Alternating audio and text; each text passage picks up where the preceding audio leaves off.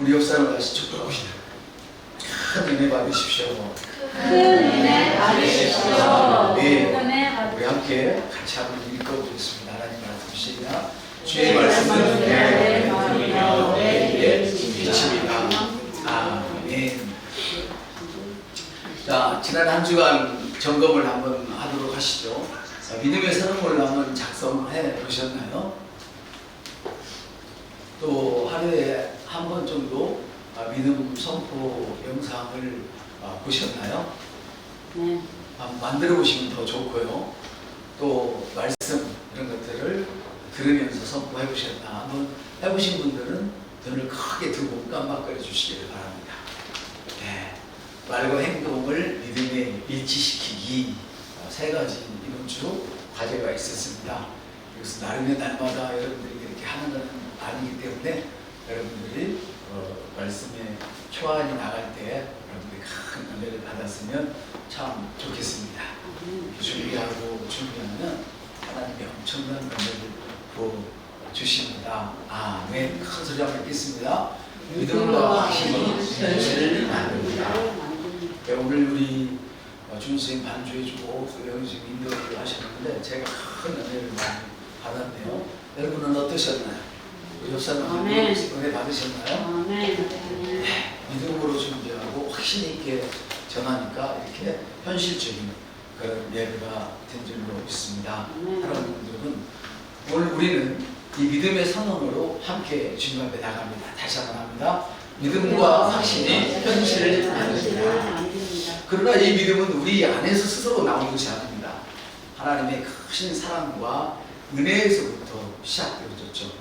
하나님은 우리를 끝까지 사랑하십니다. 아멘. 하나님은 우리를 끝까지 사랑하십니다. 하나님은 우리를 끝까지 사랑하십니다. 그래서 그 사랑 안에서 은혜를 주신 것이죠. 그게 우리에 있는 믿음인 줄 믿습니다. 예수 그리스도를 통해서 새로운 표정물의 삶을 살도록 우리에게 도와주셨죠. 이 은혜는 하나님께서 베풀어 주신 은혜로서 그리스도 안에서 이미 주어진 것입니다. 그러므로 주님 은혜를 주시옵소서 하고 말할 필요가 없습니다. 이미 주셨고 나는 믿음으로 그걸 받아들이면 되는 것입니다. 우리는 그 은혜를 믿음으로 취하면서 매일의 삶 속에서 그 은혜를 드러내면서 살고 주님 오시는 날까지 그리스도의 재림의 날까지 그 믿음으로 은혜를 취하는 삶을 사는 것입니다. 이것이 진정한 그리스도인 줄 믿습니다. 아멘. 방금 우리가 이것도 믿음과 확신은 뭘 만든다고요? 현실을 만든다고 했어요. 첫째로 믿음과 확신이 현실을 만드는데 이렇게 먼저 보이지 않는 것을 보는 것이 바로 믿음이에요. 그래서 보이지 않는 것을 보는 것이 믿음입니다. 네. 그래서 믿음의 확신은 현실을 만드는데 첫째, 믿음은 보이지 않는 것을 보는 거예요. 성경을 함께 읽겠습니다. 믿음은 바라는 것들의 실상이요 보이지 않는 것들의 증거니. 여기 핵심 개념은 뭐냐면 믿음은 현실이 아니라 바로 말씀을 기반으로 한 확신이라는 거예요. 그래서 믿음은 현실이 아니라 말씀을 기반으로 한 확신. 현실은 가난하고 어둡고 병들고 쪼달리고 많이 불협화음을 이루는 것이 현실이라면 믿음은 나는 부유함을 바라보고 나는 건강을 바라보고 나는 밝음을 바라보고 나는 풍성함을 바라보는 거예요. 아멘. 그래서 믿음은 현실이 아니라 말씀을 기반으로 한 확신이에요. 어떤 사람은 자기 꿈을 기반으로 하는 사람이 있어요. 자기 고집을 기반으로 하는 사람이 있어요. 알량난 자기 머리를 기반으로 하는 사람이 있어요. 어떤 사람은 심지어 자기 감정을 기반으로 하는 사람이 있는데 이 심지어 자기 감정을 기반으로 하는 사람들은 세상 거의 모든 사람들이 살아가는 방식이에요. 세상 사람들은 지식으로 사는 것 같지만요, 그렇지 않아요. 감정으로 살아요. 감정이 온전하게 드러날 때 지식이 활용이 되는 것이지, 지식이 아무리 많아도 감정이 따라가지 않으면요, 감정이 일어나지 않으면 그 지식을 사용할 수가 없어요. 여러분, 우리는 웃어야 된다는 거 다 알고 있잖아요. 옆사람한테 한번 웃어보세요. 시작. 땅끝 웃어보세요. 땅끝. 예. 웃어야 할 줄 알지만 여러분, 웃음 속에는 진정한 희락 있는 웃음이 있고 그냥 가식적인 가식적인 웃음이고 이렇죠. 아무도 모르지만 주님은 알고 계시고 나는 알아. 아사십시오. 그 사람이 나와 무슨 관계가 있어서 진정한 웃음을 웃어주겠어요. 거의 가식적인 웃음이지. 먹고 살기 위한 웃음이지. 제가 웃는 것도 그래요. 여러분을 향하여 진정으로 웃는 것이 혹시 알아요? 목사가 먹고 살기 위해서 웃는지 여러분 모르죠. 그래 주님과 나는 알아요. 아침에 제가 웃음에 대해서 잠시 묵상을 했어요. 왜 목사는 성도를 보면 먼저 웃어야 할까? 성도가 목사를 보고 목사가 우울해 있으면 와서 웃어주면 안 되나? 그래서 먼저 와서 웃어주면 안 돼? 목사가 먼저 안 웃었다. 아니 성도가 와서 목사가 손 좀 잡아주면 어디 탔나? 목사가 나를 번치만 쨘다. 시험. 이건 왜 그래요? 지식은 알아. 지식은. 시험 드는 사람의 거의가 아니라 다 모든 사람. 그건 마음이 짧아져서 성경에 나와 있어. 이스라엘 백성들이 광야를 걸어갈 때 아니 그거 금방 갈 수 있는 거 며칠이면 가는데 왜 이렇게 돌아가요? 불평을 했어요. 근데 그 불평은요 사실은 길이 멀어서 불평한 게 아니에요. 마음이 짧아져서 불평을 한 거예요. 모든 불평은 마음이 짧아져서. 따라합시다. 모든 불평은 마음이 짧아져서. 여러분 깨놓고 생각을 해요. 오늘날 많은 사람들이 굉장히 힘들게 살고 있잖아요. 힘들게 살고 있잖아요. 한 5년, 10년 전 얘기예요. 그때만 해도 인천의 교회들은요, 설교하면서 이혼이라는 말을 못 쓴다는 거예요. 단어를 못 쓴대. 왜냐면 거의 다 이혼한 사람들이에요. 그때. 거의 다 그런 단어를 쓸 수가 없다는 거예요. 쓸 수가. 지금 갈수록 심각해지고 있습니다, 여러분. 이것이 좋다 나쁘다를 떠나서 왜 그런 일이 일어날까요? 아니 만났잖아요. 요즘 안 만나니까 이게 문제지. 더 큰 문제지. 만나려고도 안 하니까. 그러니까 길거리 보면 옛날에는 상상도 못할 그런 도움을 주겠다고 막 써붙이잖아요. 생리대라면 몰라도 월경통을 치료해 주겠습니다. 신사 숙녀 여러분 이러고 별짓 다 하잖아요. 왜? 결혼을 안 하고 아이가 없어. 결혼해도 아이가 없어. 지금 세상이 그렇게 된단 말이에요. 문화도 문화인데요. 환경이 그렇게 만들어졌어. 우리가 농사꾼들이 나와서 막 자랑하잖아요. 아, 이거 3개월 동안 키워야 되는데 1개월이면 큽니다. 이 아프기세요. 전부 다 그 성장 호르몬을 갖다 뿌리는 거거든요. 옛날에는 무식하고 힘들고 어려울 때는요, 해봐야 요소비료 뿌리주는 것밖에 없었어요. 이걸 연면식이라고 그래. 상추를 키우면 상추가 뿌리로만 먹으면 덜 자라니까 연면식이라 해서 멧돼지로 물을 타가지고, 제가 농부 출신이잖아요. 물을 못 심어도 멧돼지 물을 타서 그걸 뿌려주는 거예요. 토마토에도 뿌려주고 오이도 뿌려주고 이파리에다가 뿌려주면 뿌리에서만 양분을 먹는 것이 이파리도 먹어. 그때만 해도 큰 문제가 없었어. 근데 지금은 성장 호르몬을 넣어가지고요, 옥수수 전부 다 그런 것들이야. 나이 먹은 사람들이야 뭘 먹으면 어찌겠어. 근데 세상이 그래요. 세상이 그 안 되는 줄 알면서 갖다 막 국회 도서 달려니까 미국부터 막 갖다 들이미니까 영농업자들 낙농업자들 전부 다 갖다 들이미니까 허락을 해서 지금 막 마구마구 쏟아지고 우리도 그것이 없으면 못 먹고 사는 거죠. 그러니까 사람이 바꾸지 못해. 바꾸졌다. 자, 그 얘기는 다음에 또 여러분들 잘 아니까 목사님이 다 우리가 더 잘하는데 왜 해요? 자, 여러분들이 잘 알지만 꼭 다시 드려야 할 걸 얘기할게요. 우리가 결혼할 때 성격이 틀렸어요? 성격이 틀렸어? 틀려. 맞아. 근데 학자들도 다 얘기를 해요. 성격이 극과 극으로 틀릴수록 잘 살 확률이 많대요. 훨씬 더 잘 산대요. 비슷한끼리 만나면. 신기해요. 아니 심리학자들이 얘기를 해요. 성격이 다를수록 더 잘 산다는 거야. 자, 어쨌거나 만났어. 근데 이혼 전문가들 얘기는 뭐라고 얘기하냐면 이혼의 대부분의 사유가 성격이 안 맞아서 못 살겠다고 이혼한 사람이 태어난다는 거예요. 성격이 안 맞아요. 그 성격이 안 맞은 게 아니래요. 학자가 또 얘기해요. 성격이 안 맞았으면 안 맞아서 못 살겠고 예전에 안 만났다. 그러면 예전에 안 만났다. 그녀를 예전에 안 만났다. 근데 그때는 성격이 달라도 너무 잘 맞았다. 남자는 막 게을러 터지는데 여자는 막 꼼꼼하고 챙겨주고 막 이러잖아요. 나중에 살다가 어떻게 해요? 막 지겹다고, 아까 좋아서 죽겠는데 그냥 지겹다고. 왜 그러냐? 성격이 안 맞은 게 아니라 옆서 대화를 안 해서 그렇다. 시작. 우선 대화를 안 해서 그렇다. 여러분, 주님 만났을 때 우리가 언제 성격 가지고 만났어요?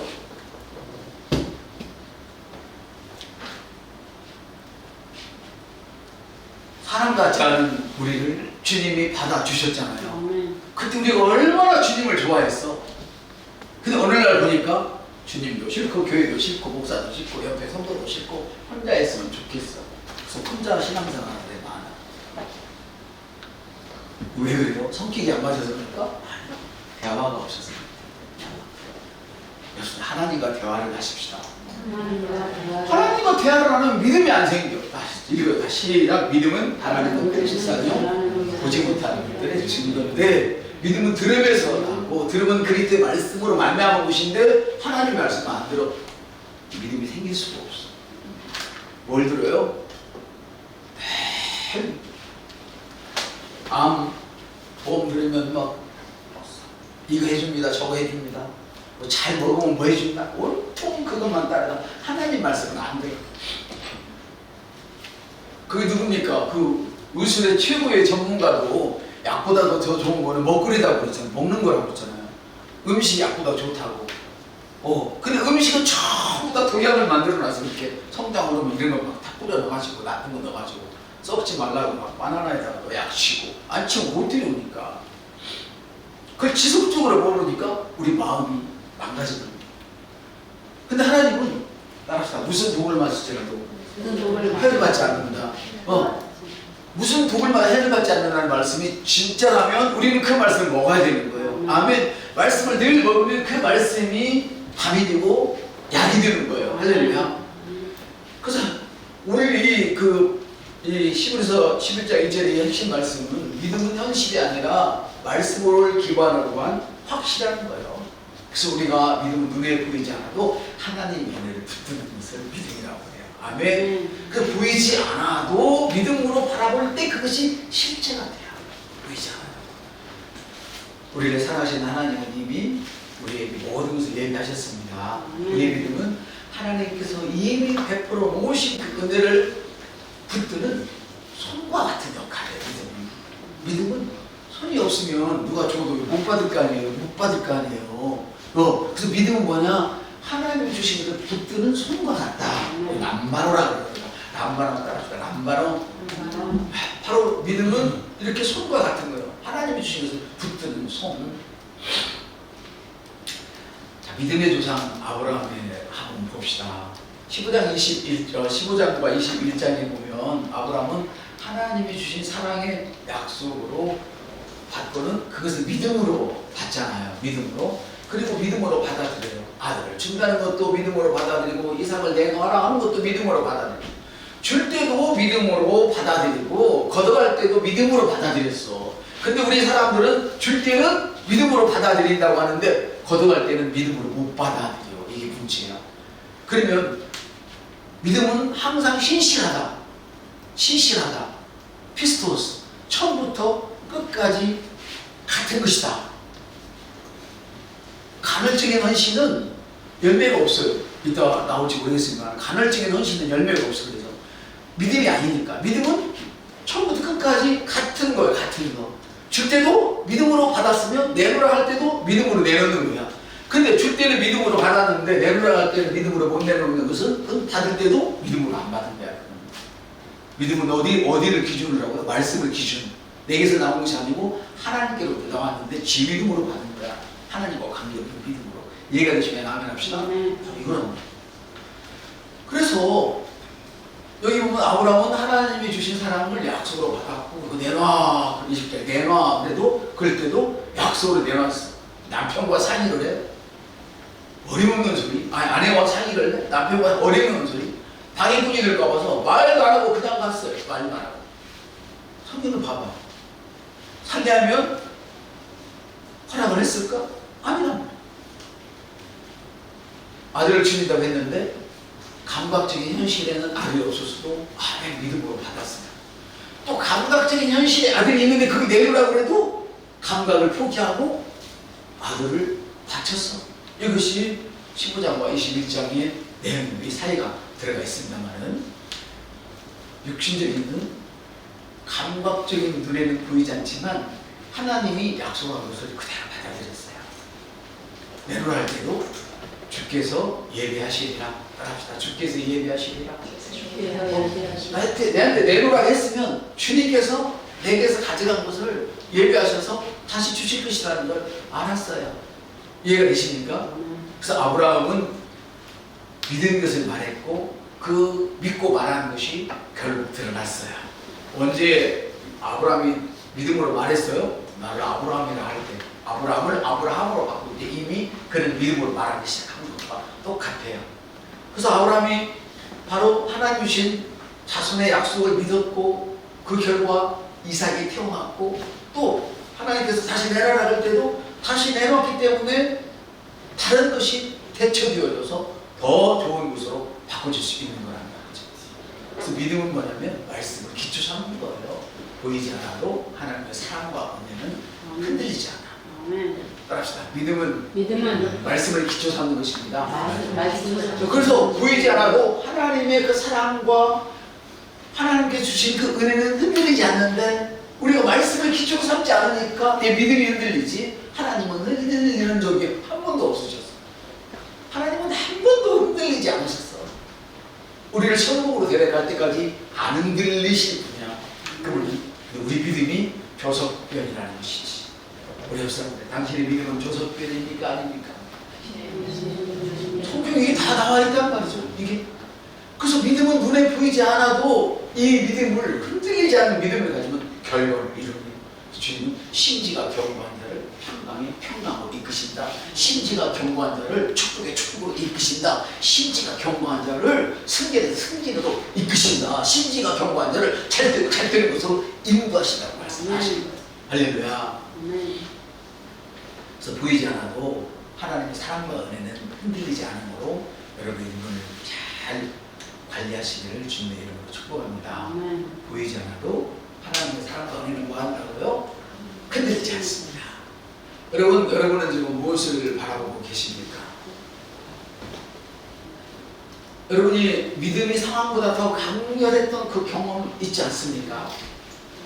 믿음이 상황보다 강렬했던 그 시절을 나는 너무 힘든데 너무 힘들고 막 고통스러운데 하나님이 하셨습니다. 하나님이 하실 겁니다. 아멘. 나는 너무 힘들고 고통스러운데 저 미쳤어. 제정신으로는 무대에 이런 일들을 여러분 하신 적 없으신가요? 대부분 하셨을 거란 말이죠.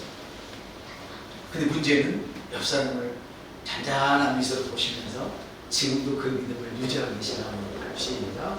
지금도 그 믿음을 유지하고 계시는가?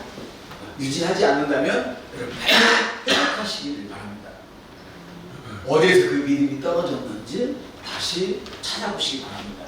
현실에 나와 있는 사람, 너가 서 있는 곳은 사탄의 위다. 그거를 어떤 학자는 사탄이 또가리 틀고 있는데 네가 거기 딱 앉아있다 이렇게 해석을 해요. 절대 사단이 꼬가리 틀고 있는 곳에 앉지 마시기를 바랍니다. 아멘. 믿음에 탁 걸쳐 앉으시기를 주님의 이름으로 축복합니다. 그래서 이 말씀을 제가 금요일날 말씀드렸는데요. 해야겠다 하시는 거예요.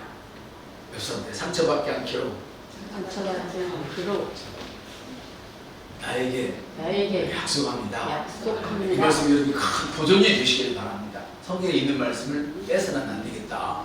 내가 여러분들이 시험 되려면 쫓겨날까 봐서 안 하려고 했는데 어떤 분이 해야 된다는 거예요. 주인은 나쁜 놈들이라죠. 그런 줄 알고 읽습니다. 시작. 내 말은 이 세상을 사랑하여 나를 보고 야사로니가로 가고. 근데 그리스계는 갈라디아로, 디도는 달마리아로 갔다. 이렇게 야사로니가서 4장 10절에 나와 있습니다. 자, 이 말씀의 배경을 보면 디모데후서는 사도 바울이 마지막으로 쓴 편지예요. 로마 감옥에서 디모데에게 개인적으로 애틋하게 써서 보낸 편지인데 당시 바울은 재판을 기다리고 있었어요. 앞으로 되어질 일이 희망이 안 보이는 거예요. 혹시 여러분 중에 저에게 희망이 안 보이는 분 계시죠? 앞으로 되어질 일에 희망이 안 보여. 재판을 기다리고 있었어. 저도 뭔가 기다리고 있는 게 있겠죠? 성경에 이렇게 나와 있어. 당시 바울은 재판을 기다리며 극도로 외로운 상황이었어. 외로운 상황. 이걸 한번 좀 제가 이렇게 외로울 수가 있나? 이런 생각이 들긴 들어요. 막. 왜 이렇게 첩첩선적으로 막 에워싸임을 당하는가? 이런 생각들. 바울이 아마 그랬을 것 같아요. 동역자들은 흩어지거나 떠난 상태였어요. 당시. 이 구절은 바울이 자신이 고난 중에 주변 사람들의 상황을 간략히 언급한 부분이 바로 이 부분이에요. 한번 읽겠습니다. 대만은 이 세상을 사랑하여 하나님을 버리고 가고 그레스는 갈라디아로 디도는 달마디아로 가고. 인물을 한번 정리해보죠. 대만은 누구예요? 이 세상을 사랑하여 나를 버리고 데살로니가로 갔다. 나를 버리고 갔다는 것은 여전히 동역했다는 뜻이야. 함께 동역했다는 뜻이야. 이해가 되십니까? 옆에 그냥 있던 사람이 아니야. 그냥 군중수에 무리수에 끼어있던 사람이 아니야. 너무너무 가까운 그런 직분자였어.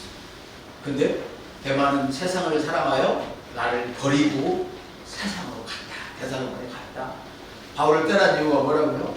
즉 세상 길이 믿음의 길이 아닌 세상의 안락함, 자기 중심적인 삶을 더 사랑했던 것이지. 대만은 고로새서 4장 14절에서 빌레몬서 1장 24절에서도, 그러니까 대만은 고로새서 4장 14절 그리고 빌레몬서 1장 24절에서 바울과 함께 사역했던 동역자란 말이에요. 끝까지 함께 하지 못하고 세상으로 돌아갔다는 안타까운 인물이 바로 대만이에요. 그리스에는 갈라디아로 갔다. 근데 여기에는 세상을 사랑하여 갔다는 말이 없어요. 그리스에는. 그렇다면 아마도 그리스에는 바울의 요청이나 필요에 따라서 사역을 위해서 갈라디아로 간 것으로 보여요. 그리고 디도 역시 디도는 달마디아로 갔다 이렇게 이야기하는데, 디도는 바울의 동역자로서 현재 어디냐면 유고슬라비아 지역으로 떠났어요. 이유는 분명하지 않지만 전도나 목표 사역을 위해서 그런 연장성의 가능성이 있어요. 오늘 우리 영림쌤이 인도하는데 여러분 좀 놀라지 않았습니까? 어쩜 저렇게 영림쌤이 보기보다도 믿음이 더 좋은 거야, 뭐야, 왜 이렇게 잘하는 거야, 다 질투하는 거야, 왜 웃는 사람이 한 사람밖에 없지? 아니에요. 한 사람은 뵙고 다 웃었어요. 한 번 뵙고. 제가 은혜를 받았어요. 네, 앞으로 세상이 어떻게 될지 아무도 알 수가 없어. 아무도 알 수가 없어. 어떻게 될지. 여러분은 주님의 자녀들로서 어디를 가든지, 가정에서는 가정에서 어디서든지 여러분 예수 그리스도를 전할 수 있는 사람이다. 하나님께 영광 드리는 사람. 특별히 여러분들은 예배를 인도할 수 있는 사람이 되겠다는 것. 앞으로 남은 3주 동안 영희선이 할 겁니다. 만약에 힘들면 저한테 문자는 바로 제가 그때와 같이 대타로 쓰겠습니다. 걱정하지 마시고. 너무 감사합니다.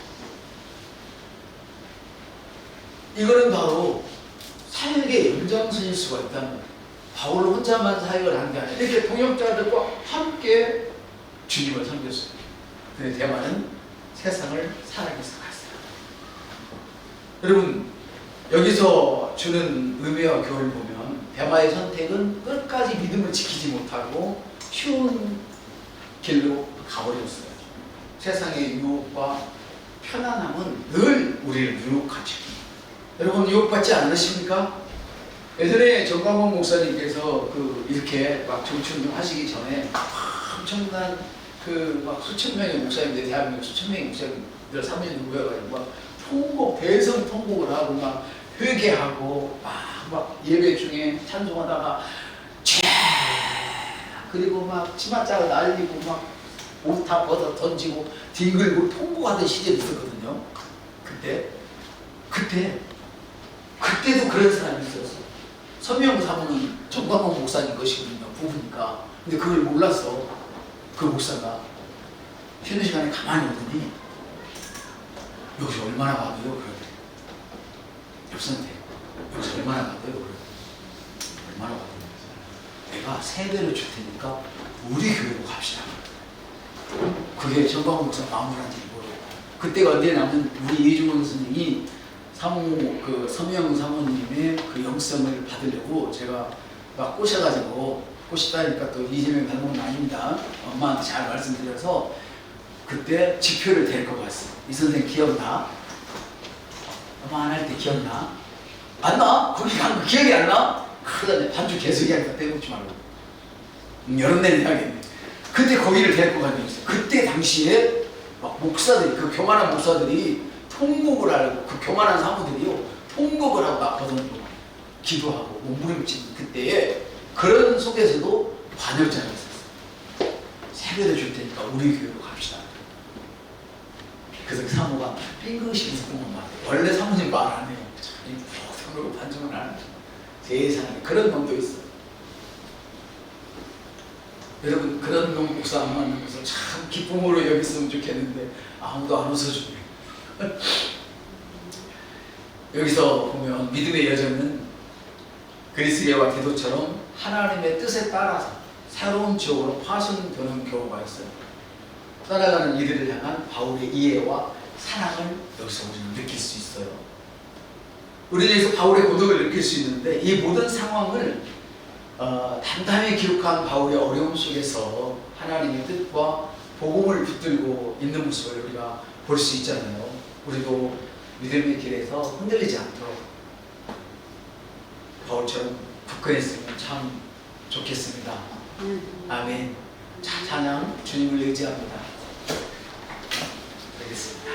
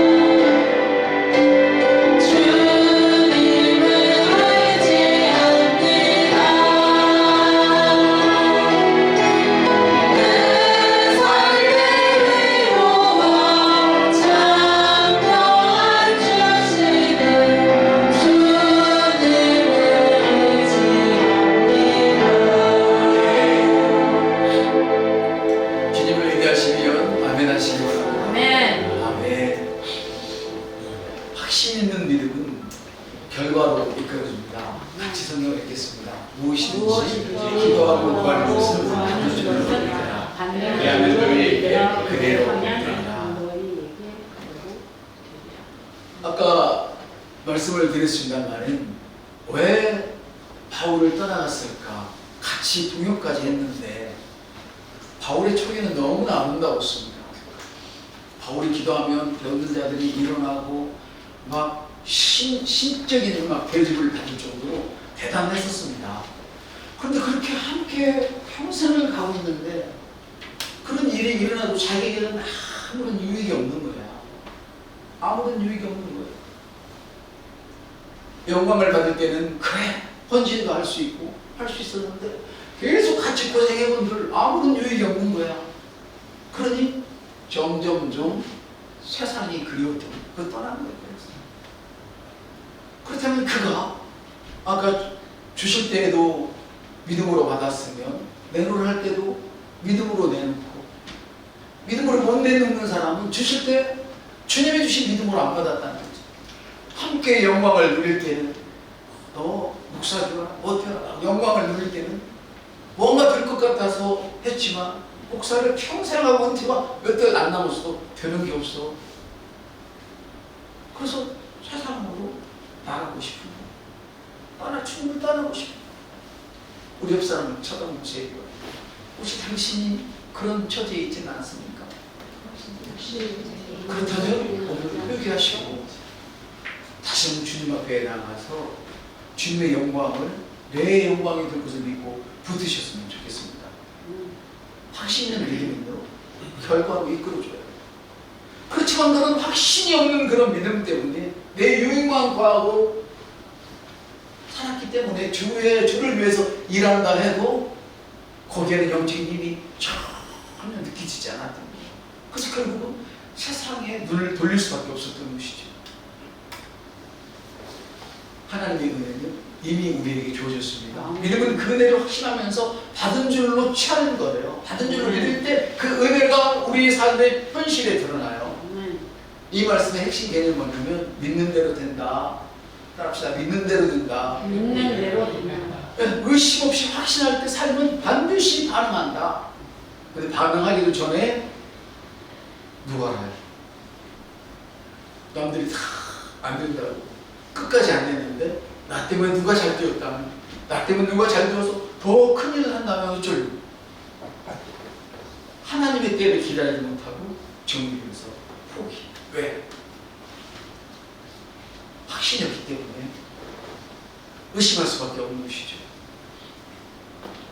같이 한번 읽어보실까요? 그 땅을 지나가는 눈의 아들 여호수아와 여분의 아들 갈렙이 자기 옷을 찢고 이스라엘 자손의 모든 민중에게 말하되 우리가 두루다니며 정탐한 땅은 심히 아름다운 땅이다. 민수기 14장 6절 7절입니다. 여호수아와 갈렙은 하나님의 약속을 확신했어요.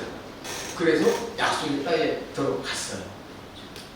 하나님의 약속의 땅을 하나님의 은혜의 선물로 확신했기 때문에 그는 다른 사람들이 다 어렵다 해도 그들은 우리의 밥이다. 하나님이 우리와 함께 하시면 그건 내 것이 된다. 이렇게 말할 수 있었던 것이죠. 우리도 마찬가지입니다. 하나님의 은혜를 의심 없이 받아들이고 선포할 때에 하나님께서 날 여기에 세우셨다는 것을 의심 없이 받아들이고 선포할 때에 그 은혜가 우리 삶에 열매를 맺게 하는 것입니다. 확신하는 사람과 망설이는 사람의 행동은 완전히 다릅니다. 망설이는 사람은 무슨 이유를 대서든지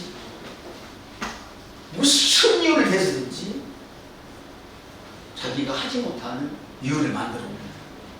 확신하는 사람은 무슨 이유를 대서든지 내가 할 수밖에 없다는 그 이유를 자기 스스로 만드는 겁니다.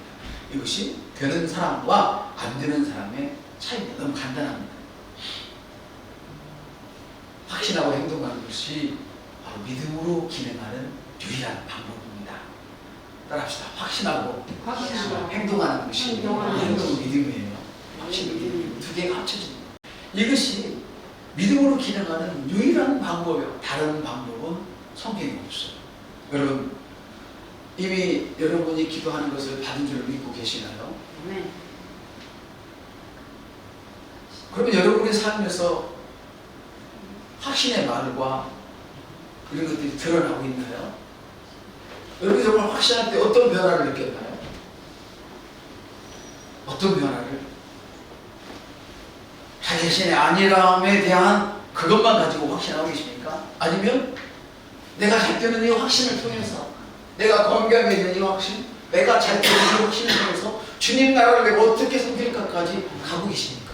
그렇지 않다면 여러분도 역시 대만처럼 세상을 향하여 갈 확률이 많다는 것입니다.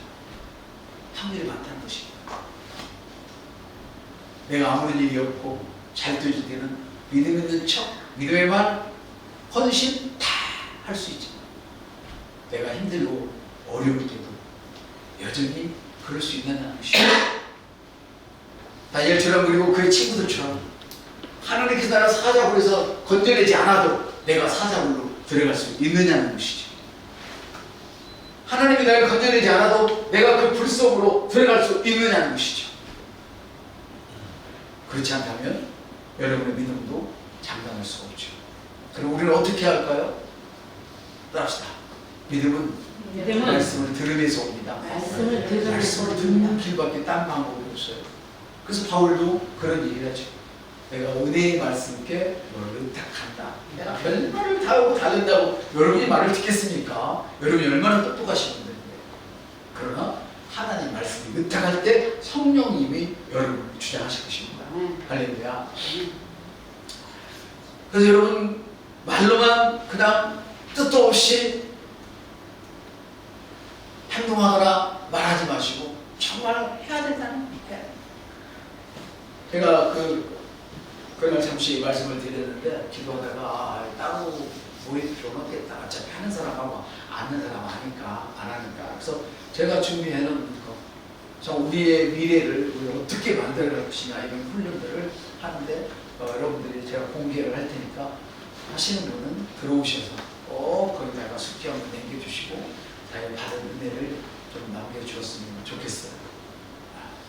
물론 여러분들도 저보다 더 잘 하시겠지만 그래도 우리가 몸으로서 기능하면서 가는 일이니까 참석하셔서 7월부터는 또 국민교회가 쉬고 하니까 낮도 길어지고 그러니까 하나님 말씀 앞에 많은 시간을 내어드리는 그런 분이 되었으면 참 좋겠습니다.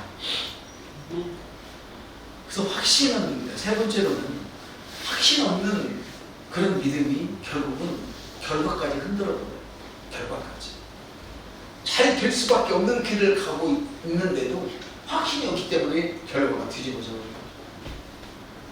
결국은 나만 쪽팔려요. 나만 힘들겠구나. 이렇게 만들어지는 거예요. 확신 없는 믿음은 결과를 흔듭니다. 한번 읽습니다. 시작. 두 마음을 품으면 무엇이든지 주께 얻을 두 마음을 품어서 주님께로부터 어떤 축복을 받을 생각 꿈도 꾸지 마세요. 오직 믿음으로 구하고 조금도 의심하지 말라. 의심하는 자는 바람에 밀려 요동하는 바닷물결 같은 이런 사람은 무엇이든지 주께 얻기를 생각하지 말아라. 두 마음을 품어 모든 일에 정함이 없는 자로다. 두 마음을 품은 사람은요, 사랑에도 정함이 없고요, 헌신에도 정함이 없고요, 어떤 일을 해도 정함이 없어요. 모든 일에, 이 일에만 아니요, 성경이면 모든 일에 정함이 없게요. 두 마음을 품으면 아까 대화가 단절되면 갈라진다고 했죠. 두 마음을 품지 않으려면 주님과 대화를 많이 하셔야 돼요. 그러니까 두 마음을 품으려면, 품지 않으려면 주님과 대화를 성경을 읽으셔야 돼요. 세상에서 성경책이 제일 많이 팔리는 것이라고 우리는 알고 있잖아요. 근데 신기한 기질이야. 성경은 죽살나게 사다가 모으면서 제일 안 읽는 책이 성경책이에요. 성경이 한 집에 5권, 6권 있어도 제일 안 읽는 책이 성경책이다. 통계가 나와 있어요. 이거는요, 그리스도인에 있어서는요, 자살 일보다도, 먼 일보다도 가장 심각한 문제가 성경을 안 읽는 거예요. 더군다나 설교 시간에 기껏 1시간도 안 되는 요즘 20분 넘어가면 교회 안 나온다고 사람이 많다고 하는 얘기도 듣는데, 말씀 듣는 것도 내 귀를 간절히 펴주라. 나 그런 말은 듣기 싫다. 왜 그렇게 오고 때리는 얘기를 하냐. 그런 말은 듣기 싫다. 부드럽고 듣기 좋은 얘기를 했다. 정종석 목사라는 분인데 동기 중에 산청에서 목회하셨는데, 이분이 얼마나 유명한지 미국에서 와가지고 그분을 데려갔어. 안 간다. 나 우리 성도 산다. 그러니까 뭐냐면, 그러면 우리 성도들이 헌금을 해서 이 산청교회, 이 교회에 있는 그 교회가 산청교회, 산청 지시회인데 정종석 대학원 동기예요.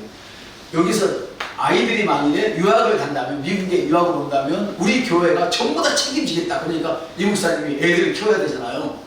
그 시국고생에서 애를 유학을 보내면 돈 다 주겠다니까 성도들한테 하라고. 내가 가겠어. 당신 자식들 보내시고 갔어요. 진짜로. 가니까요, 그때 소나타 우리나라보다 훨씬 좋아. 수출하는 게 좋대. 판도 두꺼워. 모양도 약간 달라. 들어올 때 그거 내가 싣고 왔더라고. 정비소에 가니까 금방 알아. 이거 수출품인데 어떻게 여기 있어요? 그러더라고. 골프채 사주고 회원권 보내주고 다 해주더래. 목사님, 우리는 지쳤습니다. 해봐. 목사님 해봐. 목사님, 우리는 지쳤습니다. 얼마나 여러분 힘드십니까? 목사님 나도 힘들 때 여러분 얼마나 힘드시겠어요? 내가 그걸 모르겠어요. 우리는 지쳤습니다. 그러니까 주일날은 힘을 얻도록 우리에게 좋은 말씀한테는 아무것도 할 필요 없어요. 골프장에 가시고 돌아다니시고 얼마든지 목사 하고 싶으면 다 하고 주일날 우리에게 힘을 주세요. 근데 그 목사님은 보통 목사가 아니거든. 하나님 앞에 온전히 서 있는 목사거든. 그래? 그러려고 내가 왔지. 봐봐, 여러분 목사님, 그래? 그러려고 내가 왔지. 그리고 수요 예배가 없는데 거기는 수요 예배가 없어요. 아예 없어. 여러분처럼 유튜브 들어가 이것도 없어. 금요일도 없어. 주일날 안에 딱 한 번도 안 모이는 게.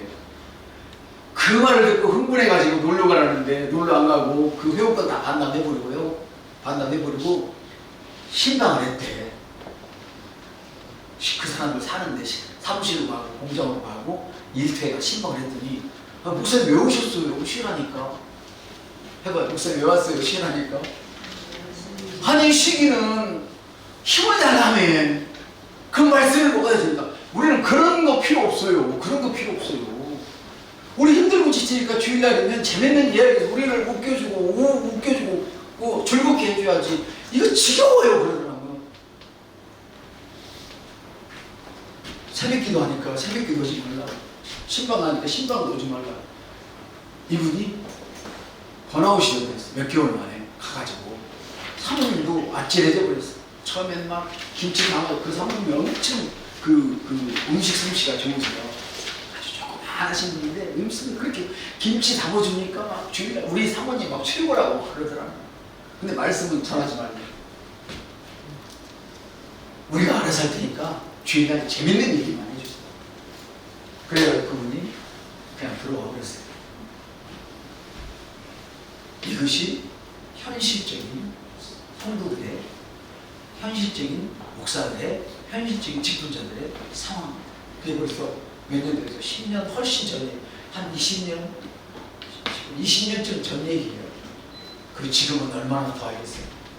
우리나라도 유행은 아니지. 그런가 하면 그 당시에 유타에서 온 목사님은 안식년으로 잠시 우리 나오셨는데 저를 만나서 하신 말씀이 있었어요. 지금도 주일 예배를 3시간, 4시간 이상 드리면서 기도하고 찬양하고 말씀을 붙드는 교회는 여전히 성도가 잘 되고 지금도 부흥하고 있습니다. 목사님 속지 마세요. 열린 예배에 속지 마세요. 내가 사실은 한국 교회에 열린 예배가 있다고 그래가지고 너무 흥분이 돼가지고 안식년 받아서 한국에 들어왔는데, 유명하다는 열린 예배를 다 갔는데 영이 없어요. 하나님의 영이 없어요. 그저 찬양이라고 하기는 하는데 말로만 찬양이고 전부 다 저그들 좋은 것만 하고 하나님과는 관계없는 지키를 하더래요. 그 저한테 그래요. 저한테 수주에서 그분이 저를 만나면서 그랬어요. 절대 예배는 성도들 편에 맞추려고 하나님 편에 맞춰야 됩니다. 그 얘기를 해주시더라고요. 여러분, 두 마음을 품은 자는 죽게 얻을 줄 생각하지 말아요. 하나님은요, 우리를 끝까지 사랑하시는 분입니다. 아멘. 그러나 우리가 그 하나님의 사랑과 은혜를 의심하게 되면 우리에게 나타날 결과도 흔들리게 되는 것이죠. 믿음은요, 믿음을 많은 장애물이 있어요. 이 말씀의 핵심 개념은 뭐냐면, 의심은 믿음을 많은 장애물이다. 의심하면 결과도 흔들려 버린다. 그 말씀을 드리는 것이죠. 그래서 구약 이스라엘 백성들은 광야에서 하나님의 말씀을, 하나님을 의심했어요.